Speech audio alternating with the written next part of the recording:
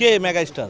এসব ফালতু কথা আমার সামনে বলুন। মেগা স্টার আজকে এমপিসির অবস্থা নাকি? আজকে 100 হলের থেকে 60টা হল থাকে নাকি, 10টা হল থাকে না, 20টা হল থাকে নাকি? ঈদের সময় 100-150 হল খুলে এটা বাংলাদেশে কেউ বলতে পারবে না এই বাংলাদেশে মেগা স্টার বা সুপার স্টার এই বাংলাদেশে আছে। আমি দোয়া করি যে তারা সবাই যেন তার চালানটা যেন উঠাইতে পারে। দেখি এখন তো মুভি নিয়ে অনেক চিন্তা করতে হয়, কারণ এখন টেলিভিশনের যুগ, হাতে মোবাইলের যুগ, আমরা মোবাইল খুললে হলিউড বলিউডের সব কিছু দেখতে পাই, ঠিক আছে?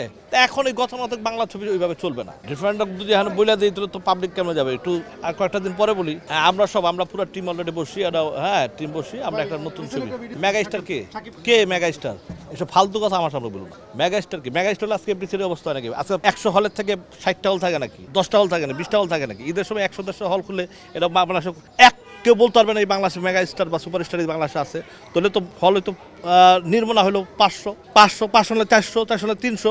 তো ওইখান থেকে হলে এখন মাত্র 10-12টা কেন? ঈদে খুলে হয়তো 100 বাঙ্গা চোরা বেড়াটা গট্টর বস্তি টস্তি লয়া, ঠিক আছে? ঈদে খুলে 100। এছাড়া হল আছে কয়টা? একটা ভালো ঈদ ছাড়া রিলিজ করে না কেন ছবি? ঈদ ছাড়া রিলিজ করে দেখি তাহলে আমরা হল বাড়ায় না কেন হল? এইটা তোলে নাই।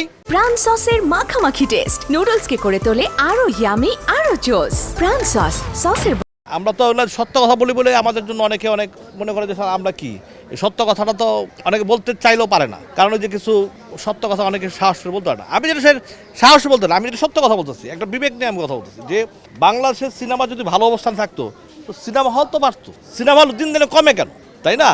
আমি কেন এফডিসির কোনো মানুষই বলবে না। যার জায়গায় সে তো চাইবে তার পাবলিক সিটি তার স্ট্যান্ডবাজি করতে, কারণ পাবলিক যেটাকে গ্রহণ করে নিছে।